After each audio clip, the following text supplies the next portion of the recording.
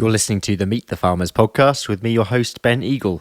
For previous episodes, visit thinkingcountry.com or find the podcast on iTunes or SoundCloud by searching for Meet the Farmers.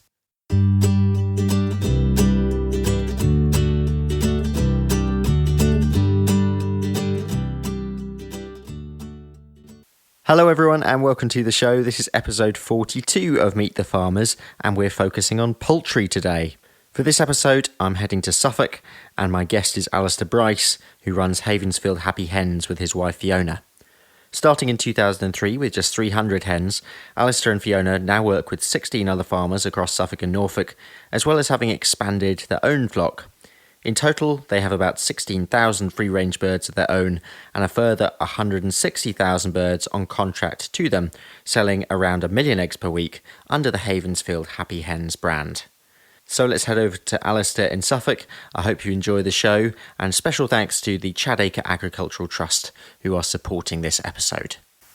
Alaistaire, thank you for having me today. Tell me about this part of Suffolk first of all. Have you always been a Suffolk man? Well, always within sort of 5 or 6 miles of here. We're right on the Norfolk-Suffolk border with the Waveney Valley running right through. It's quite picturesque. It's not the typical East Anglia flat, barren, arable landscape that people think of. It is quite undulating through here, and it's a nice valley and a nice place to live. Why did you get into farming in the first place? Well, my dad was a pig farmer in the late 80s, but unfortunately went through a lot of problems with the changes in the sow stall that was implemented with joining of the European Union at the time, and just the general turbulence of pig farming in general, the ups and downs. So he came out of pigs and we ended up living in a small house on the outskirts of a town, and I was always thought I was going to be farming, and that changed at the age of 9 when we sold the farm. So my heart was ripped out. I always wanted to farm, but I never thought I would be able to. You know, it's one of those things where you have a dream, but it's very difficult to be a first generation farmer 30, 40 years ago. It's even harder now today. What changed then? Well, first I got an education, went and got a degree in agriculture at Suffolk Agricultural College. One of the things I always thought in terms of degrees, they're a way of buying time to find out what you really want to do. And I know that probably is the case for some degrees today. But with agriculture, it's very specific, and it's within the degree I did, I chose a route where I tried to match what my ambitions were. And realistically, there was no point doing an arable-led degree because I was never going to be able to buy 800 acres of prime arable land in East Anglia. It was always going to be out of my reach. And you didn't have any interest in becoming an arable manager? No, because I always wanted to be my own man and my own boss. So the route was looking at intensive livestock, and with that was pig and poultry. And, you know, there was opportunities. You had to take big risks and you had to work hard. But I've seen various other people do it over the last 20 or 30 years and been quite successful out of it. So I looked at pigs and poultry, and it was a natural route. And then I wanted to look and see how to value add to it and try to get to the end consumer. Pigs is very difficult unless you're doing small-scale hog roasts or farmers markets. But with the eggs, it was actually quite simple. It's a very simple process, which is what drew me to marketing of free-range eggs. When did you meet Fiona? Was this before you got your hens or after you got your hens? No, it was. We were together from young farmers from an age of 20, and she was 17. And the driving force behind the actual going into the egg side was really a hobby to start with. Yeah. I was fully employed by a large pig company as a fields person, and we were selling free-range eggs at the front gate and building a brand and awareness and trying to get an understanding of the market, because it was a growing market at the time. And how does it work between the two of you, and who else is working on the farm at the moment? Okay, so I'm optimistic and Fiona's very pessimistic. So from the point of view of making business decisions, it's quite a heated debate at times because our two opinions clash quite a bit. And I think as you get older, you get more pessimistic as well. You know, I think you have, when you're young, you have a fire in your belly and you can conquer the world and you can do everything. And as you get older, you realise that, you know, there's no need to, or there's more to life than being the richest man in the graveyard.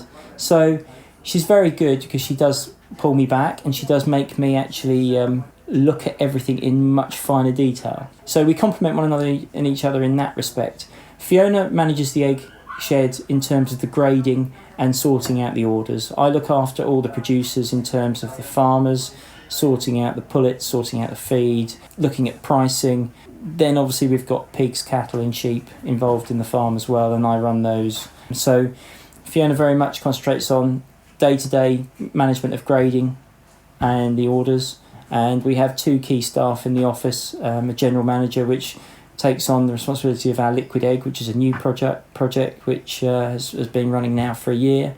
And then we've got my mother-in-law who runs all the accounts side and does all the administration. So it's very much a small team. We don't have middle managers anywhere else in the business. The decision's made normally very quickly. It's not a case of going through a chain of command. So tell me how you went from your 300 hens to where you are today, working across multiple different farms, working with multiple different producers, and selling 1 million eggs a week. Yeah, well, it's very difficult because you soon learn that to be able to service any market, whether it's small, medium or large size market in terms of volumes, you need to have a structured laying flock which is broken down into many individual modules. So you've got chickens of different ages spread throughout the whole year, so you have continuity of supply. Because when a flock of chickens is depleted, that particular farm quite often isn't coming back into eggs for 8 to 10 weeks. And when they do come in, they come back into a small egg. Well, there's not much demand for small eggs in retail. So you have to almost bear in mind that unit may not be producing eggs that are suitable for the shell market for up to 3 months from when the last chicken leaves. So you have huge holes in productivity when flocks deplete. So you have to cover them with other flocks. Hence, when we had 300 chickens, we had 3 flocks of 100. Yep. Then we went to 900 chickens where we had 3 flocks of 300. And even then you had shortfalls at certain times of the year. And we soon learned a very valuable lesson in that having all your eggs in one basket on one farm as well is not always the right thing to do, because you can have disease, you can have other issues with, pests and such like.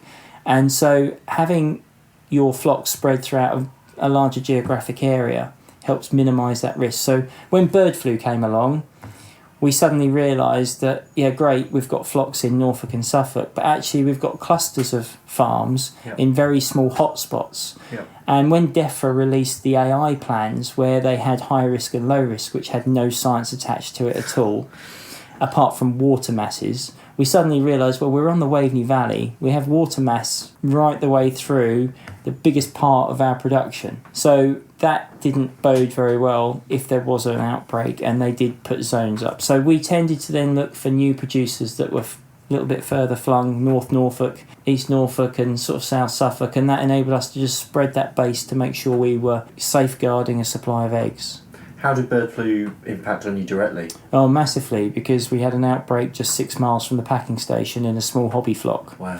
And that put us in the zone. That was extremely, a lot of pressure, a lot of stress, a lot of paperwork, a lot of rigmarole, which we as a business had to go through. And if we breached any of it, would have been hung, drawn and quartered, where the next minute you were driving down the road and you'd see a hobby flock of chickens scratching out in the garden. I'm thinking, well, hang on. If we had one chicken out on the range, we'd be prosecuted.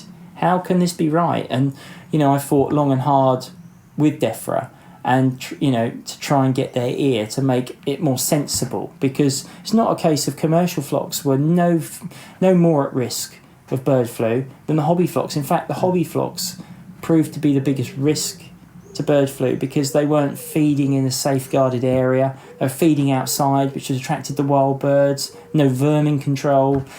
Birds were roaming willy-nilly anywhere.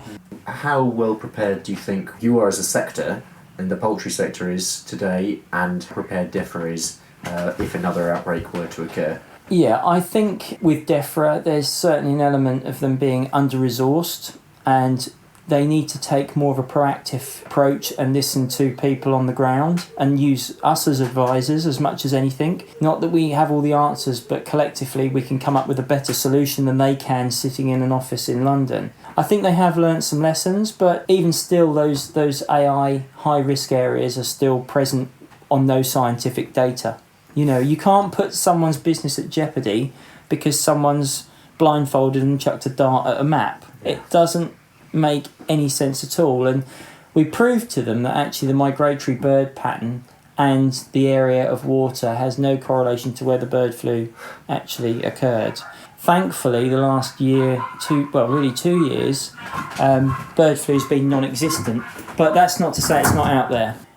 Who are your customers and what are they expecting? Right, well, our customers, 750 independent customers. We have a small regional multiple retailer, which is basically the East of England Co-op, who have promoted and supported us for the last 9 years.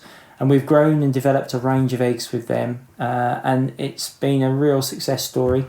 On the back of that, we've got 749 other customers, which can range from a small village shop to a pub. So we're looking at catering, we're looking at hospitality, universities, schools, and we've got a very broad client base, wholesalers. We run 3 lorries on the road, and 4 vans delivering direct, and they're out 5 days a week. The nice thing about it is as a business, I always thought I don't want anyone having more than 15% of my business.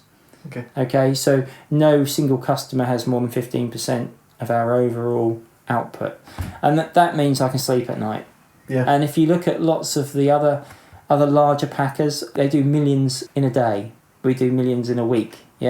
So if you look at it, they'll only have maybe 2 key accounts. It could be Morrison's or Sainsbury's or Tesco's and Asda. And so when it comes up for tendering for new supply, they're so heavily committed, because if they lose it, what do? At what point do you stop taking on new customers? Well, as I was talking about, the free-range market at the moment is in oversupply. There's been so much expansion, mainly in Northern Ireland and in Wales, because of huge capital grants that were given from the EU for less privileged areas. And there's actually more chickens in Wales now than there are sheep. And that brings about its own problems with emissions over in Wales. So suddenly they're realising all the ammonia. A sheep doesn't give off much ammonia, whereas a lot of the intensive free-range chicken units do when they're turned round. There's lots of challenges, but at the moment, in terms of where we go, the customer is looking for consistency, good quality, and what we do is we try and make sure that the shell egg market is very particular in the fact they don't like white eggs, and they like a nice, glossy brown shelled egg, okay? Anything other than that, they don't like. So what we try and do is make sure that we pick hard on the grader. Anything that isn't quite right gets put into liquid egg. So it gives us an opportunity to keep our standards high at the shell egg, because when a flock gets older, the quality decreases. The egg is still the same inside, but the shell doesn't look quite so appealing.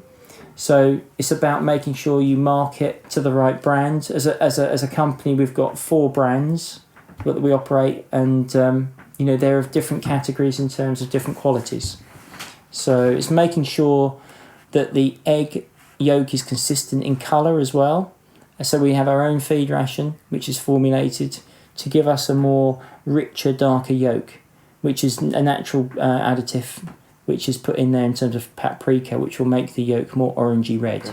And people, whether it be chefs, they see that as a sign of quality. If you buy a supermarket egg, quite often it's quite yellow and insipid, and that doesn't give that instant wow factor.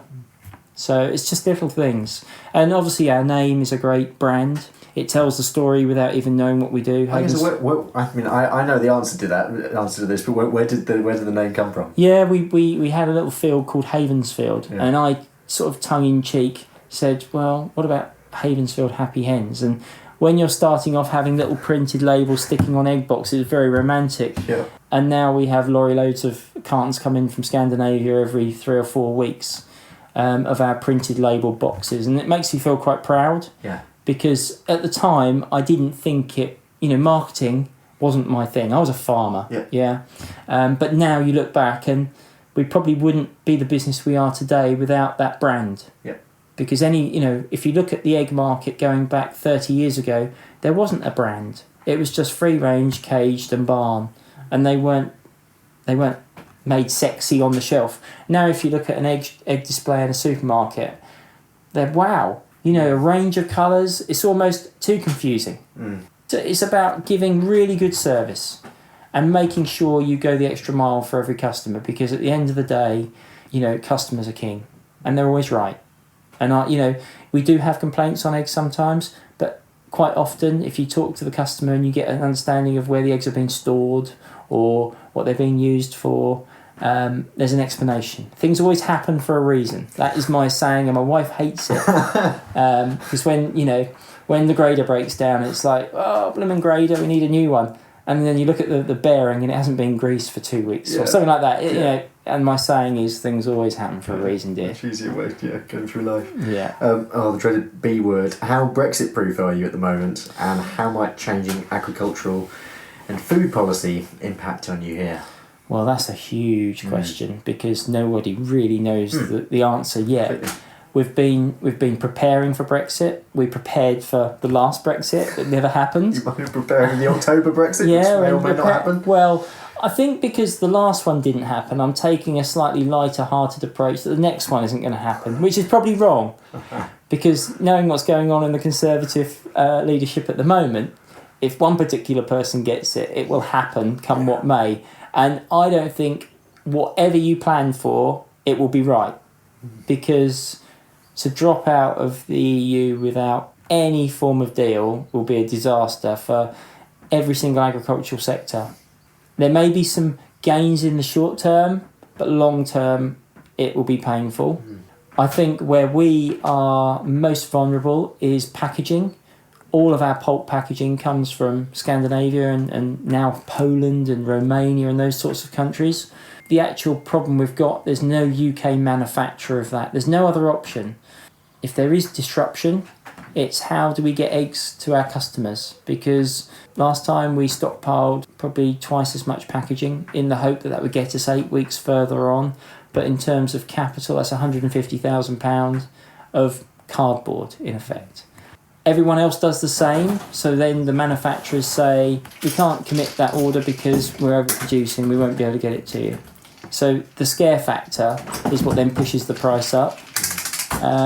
So all that happens is your costs go up, your capital in the business is drained by having so much stock, and then on the back of that, we haven't got any answers in terms of finding a long-term solution of a UK manufacturer. So, yeah, a nice optimistic story. Yeah, because it's quite difficult to transport eggs without the cartons. Yeah, and and we've had this argument when business rates. The council wanted to come and charge us business rates for the packing house, and it was like, okay, well, if you can show me how we can transport the egg without the use of packaging, I'm happy. If you can come up with a solution not to pay, to pay business rates on the area where we keep the packaging, and in the end. They agreed to it. Yeah, funnily enough. Yeah, you can't send eggs in bulkers. So you're clearly always looking to innovate, and you've recently brought out your liquid egg product. Yeah. Tell me about that and the reason behind that. So again, that came about for 2 reasons really. One was bird flu. If you were in a high-risk zone, you could have your farm closed down for quite a lengthy time until you can get eggs moved off. Well, in the shell egg market, which is what we're predominantly in, you've got to be able to service your customer with a shelf life of 24 days. The most you can give them is 28 days from the date of lay. But 4 days turnaround time is really what you're looking at. So if a farm gets tied up with bird flu, they could be on the farm for a week. So you've lost that window of opportunity. And by that week has gone, your opportunity to sell those eggs into a shell market, into retail, has gone. So then you're looking at selling them to processing. And obviously at that time there'd be a swell of eggs coming into processing and the price would plummet. So we looked at liquid egg. We went to France a couple of times and looked at a couple of little setups. Not something that we do a great deal of in the UK. We rely on a lot of imported egg, liquid egg, from Belgium, France, Germany and Holland to go into large food manufacturing. And we came back and we thought about it for a good couple of years. And then new salmonella regulations came in. And we have the cleanest, safest eggs in the world. We've got a great vaccination program, a great screening program. There's hardly any incidents of salmonella. So what do the Health Standards Agency think of doing? They bring in more types of salmonella to screen for. We are actually farming free-range chickens. So we do actually have other birds that could be carrying salmonella. Seagulls, crows, rooks, magpies. Yeah, that's very topical at the moment. Starlings, yep. So the risk is higher, and the more they screen, the more likely they're going to find it eventually. So we thought, right, with salmonella positive eggs, you can still process them because the whole process of pasteurisation is total kill, sterilisation. So we thought, well, as a safeguard for all our producers, should they get a flock go down with salmonella, there's a route out of the problem. It's not ideal. It's not going to be financially great, but it's going to minimise the loss. That makes it, those two reasons made it viable then for us to look into a European grant to help us facilitate the purchasing of the production unit. I've got a few general egg sector questions. You mentioned salmonella earlier on. For the benefit of younger listeners, can you talk about the impact that Edwina Curry's comments had back in the 1980s, where in essence she implied that all British eggs, or the majority of British eggs, were infected by salmonella? Yeah, that was a major catastrophe for the whole egg industry at the time. It didn't matter whether you were caged, free range, or whatever. The whole sector crumpled because egg consumption just fell overnight. And it put much of the market under pressure, and to the point where people were depleting their flocks because there was just no market for the egg. And that's left a lasting legacy, really, because there's a whole generation of people that were quite influenced at that point in time of their life, being, around about 16 to 30 years of age, that remember that. And that is my age as well. So, you remember that period of time that actually eggs are not good for you, And at the same point, there was things being cast around where they're high in cholesterol and they'll give you heart attacks. So it wasn't just salmonella. There are other health issues that were bounded around about eggs which have proved to be non-factual.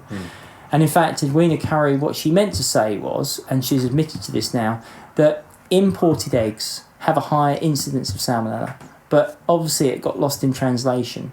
So, that's good to clarify. Yeah, if you look at the UK egg market and the eggs that on average we eat per person per year, we lag way behind the rest of the European countries. On average, we eat now about 190 eggs per person per year. Back then, it was probably about 160. Okay, and what's happened now is because of the omega-3, in terms of certain amino acids within eggs which you can't get from other foods, and that's now being promoted more. The fact that there isn't any salmonella in the UK flocks is great news for what we've been doing with the screening, which means that runny eggs are safe now for vulnerable groups. And the Food Standards Agency said that only 18 months ago. And on the back of that, we've obviously now got consumption now rising because they're now seen as a superfood. And you've got the older generation are eating more, and more importantly, we've got the younger generation eating them. But there is still that 40 in the middle. This 40-year-old age group at the moment that have an issue. It's almost like being trained into their brains for that time. Yeah, but if you look at egg consumption, it's increasing year on year. We're going in the right direction, but we are still about 20 to 30 eggs per person per year below what the European average is. Tell me about the British Free Range Egg Producers Association and their role. So BRFREPRA are an organisation which is basically run by members. We're obviously a member of it. We have a council, and we try and put ideas forward. We have a strong producer base which enables a great deal of expertise to be put in, and within that we're looking at doing various studies and trials to see how we can improve welfare going forward. Obviously we've got the beak trimming ban that's going to come in, which means that the tiny tip of the beak on the upper beak can't be trimmed, which historically was used for stopping feather pecking and aggressive behaviour. Well, they want to rule that out. So we've got to be faced with chickens that have full beaks, intact beaks, which if they do form aggression, it can be very, very severe and very, very difficult to eradicate. But what's happening now with genetics companies, along with the vets and everything and the nutritionists, it's making the birds more placid. And we've got new generations out in terms of making them less likely to be aggressive. But there are always downsides. Mother Nature's always wins, because if they're less aggressive, they tend to be slightly dopier and they don't move around so much, so they don't range as much. And the whole point of free range is get them out. And on the other side of it is we now got new systems coming in with multi-tiers, whereby they have to work a lot harder, which is more natural of a sort of a jungle situation, where they have multi-tiers and aerial perching, and you have to have birds that will explore. So you want birds. It's very difficult because there's so much changed in the industry in such a short space of time, and genetics takes many, many generations. So we've got lots of things going on, but Befretbra is really there to help us as a producer base to promote the industry and to look and trial different things and to question what we're doing. As farmers, you have to always think, why do I do that? There's no point I do that because Dad used to do it. We have to challenge what we do every day and make sure we look at it in a different light, to make sure that we look at it sometimes as a consumer, not just as a farmer. What do they expect from us? How do they perceive the industry to be?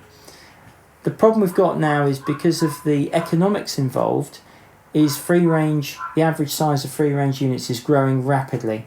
Because if you're earning less per bird, people feel like they've got to have more birds.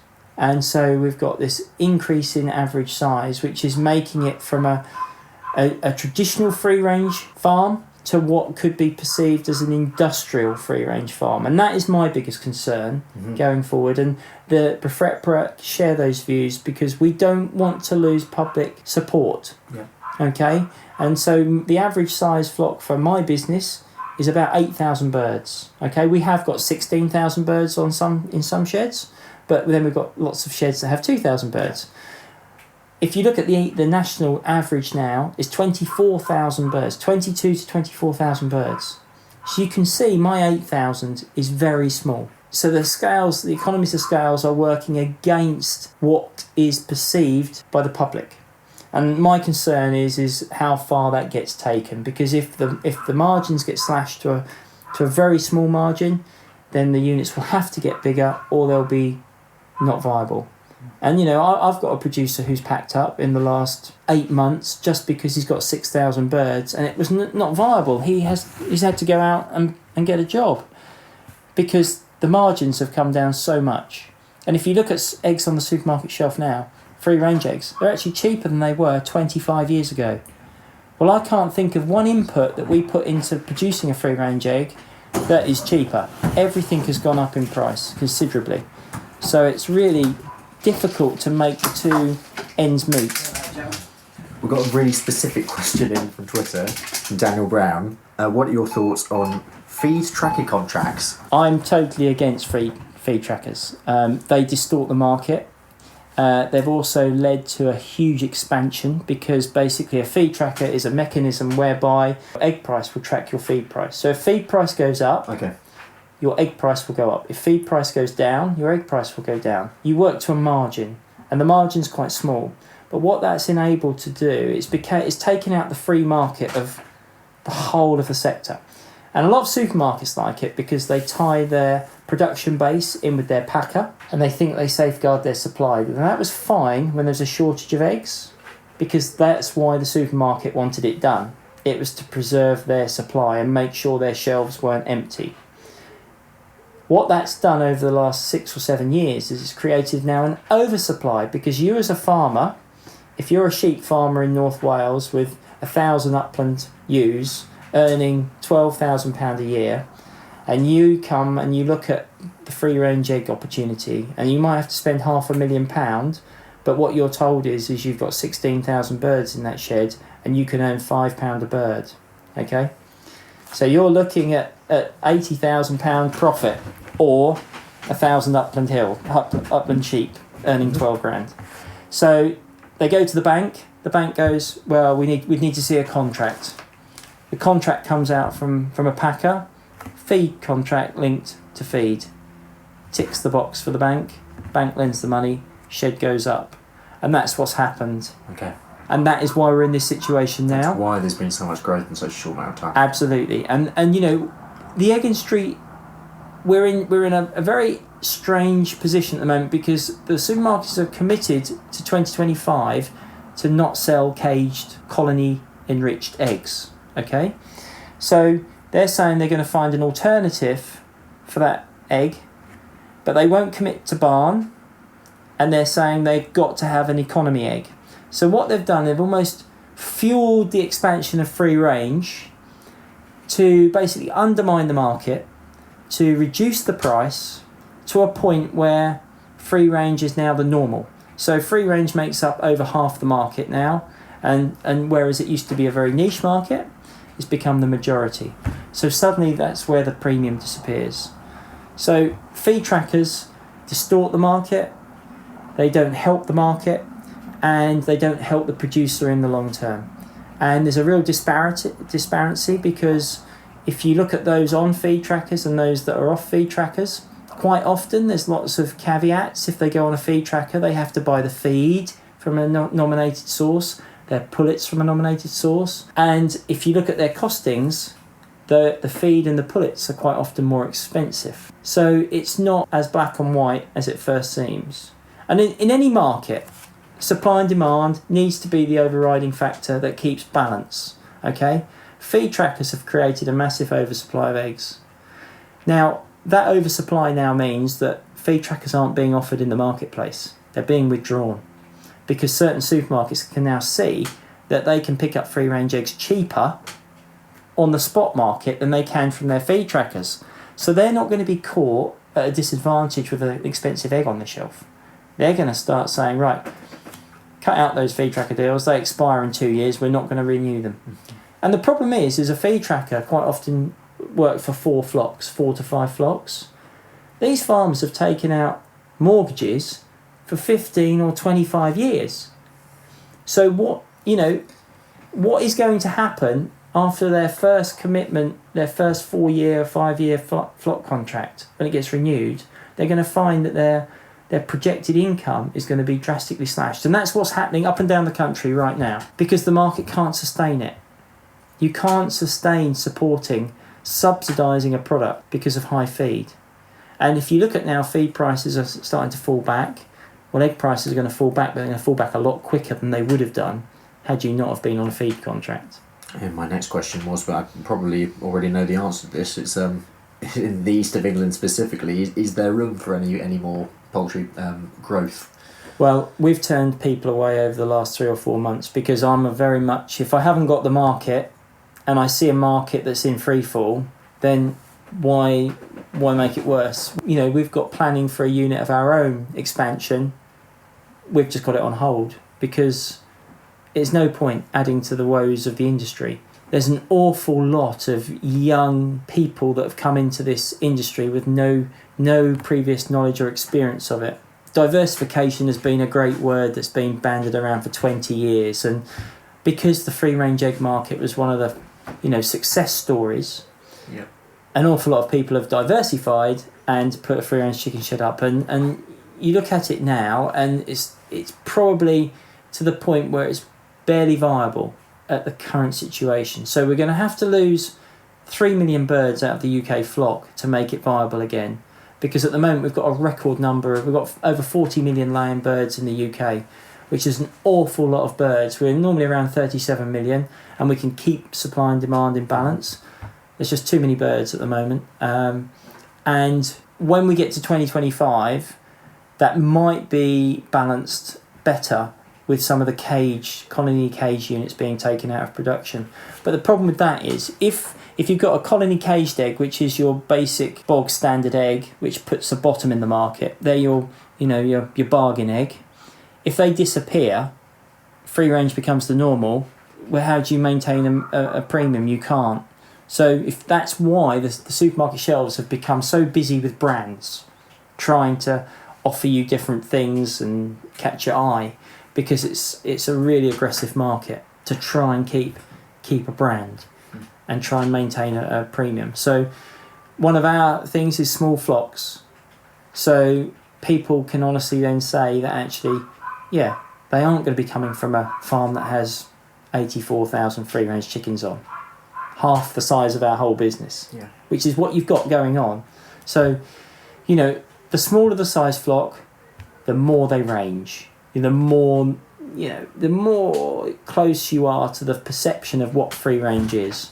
I mean, there's certain companies that advertise on the telly and they show a quad bike going through an orchard with little tiny wooden huts.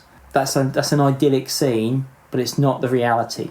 Yeah, I mean, but based on that, so we first met at the Suffolk show, which is all about bridging the public and farming and food production in the East.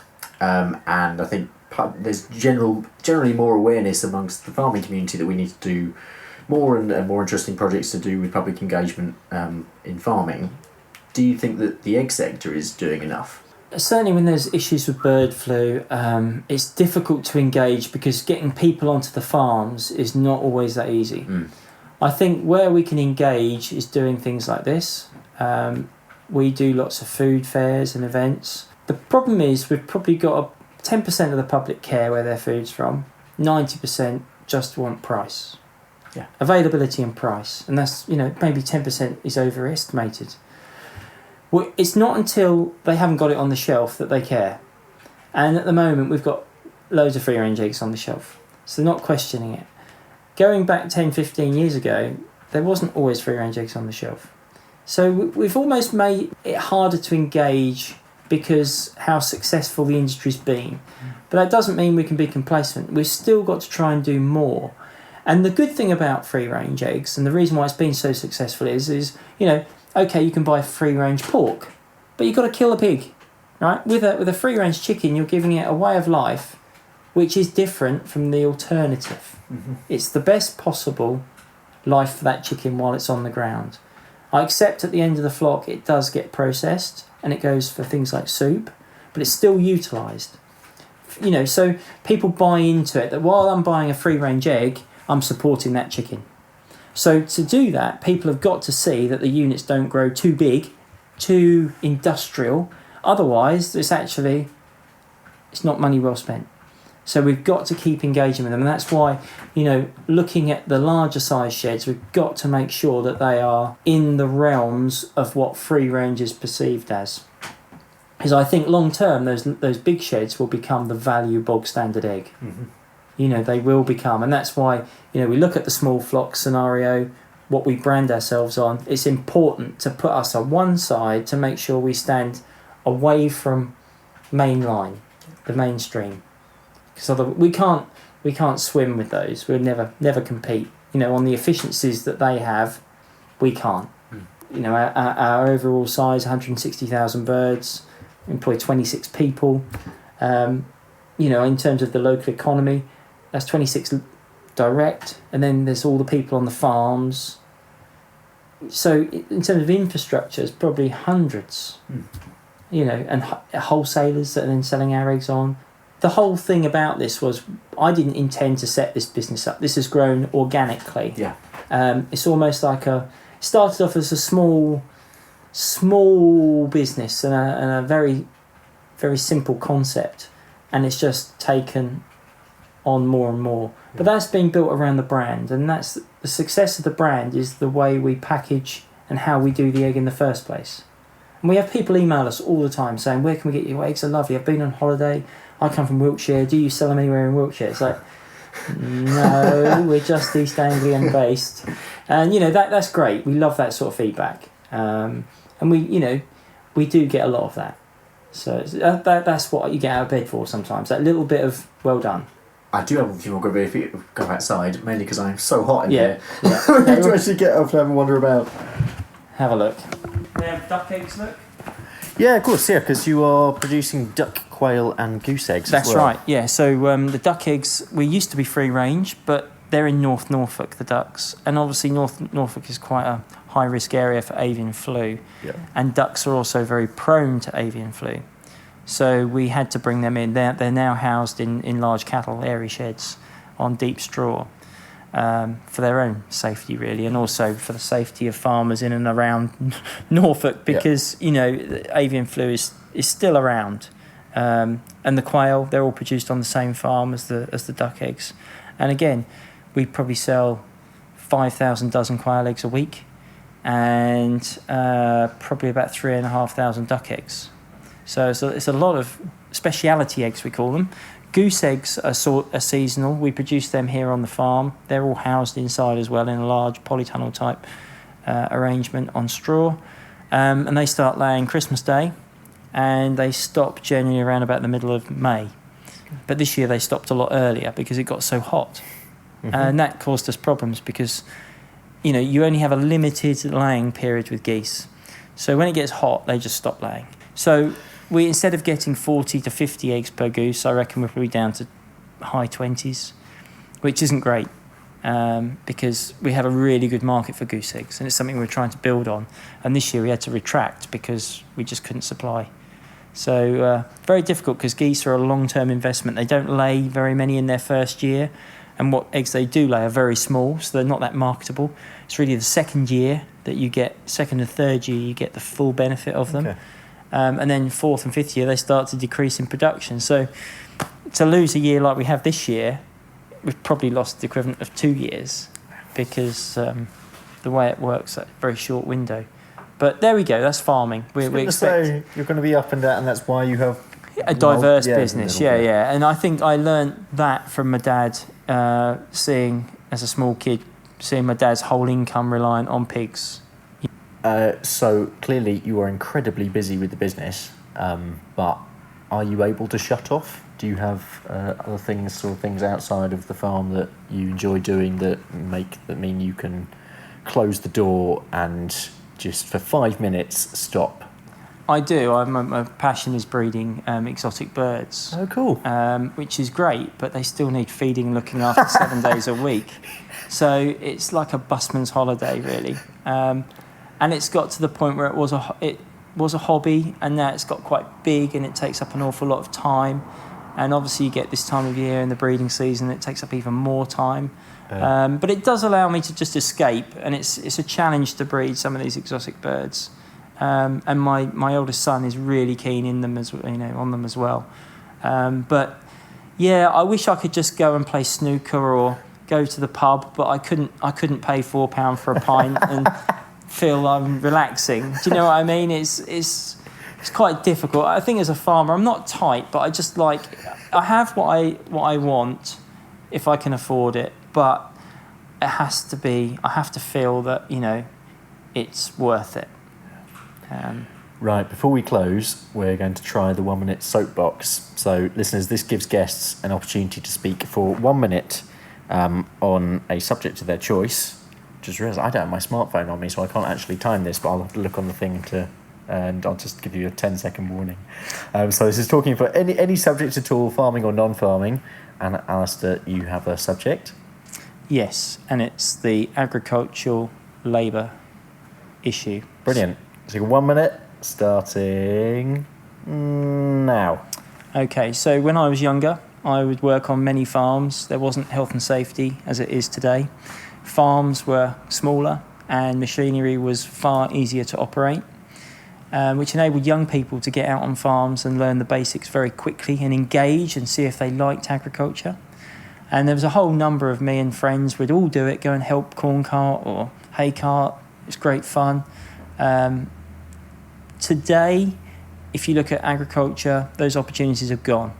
And I just wonder for the future how we get these young people on farms, because even I get offered apprenticeships to come and work for me, but actually the health and safety is too onerous, and it doesn't make you want to engage and bring young people on the farm.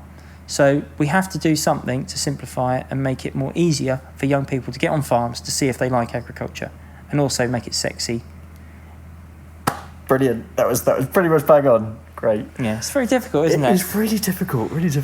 I think because I've been up since 3 o'clock, and I reckon I've drunk so many litres of water. I'm busting. I'm only normally 9 stone, but today I must be 14.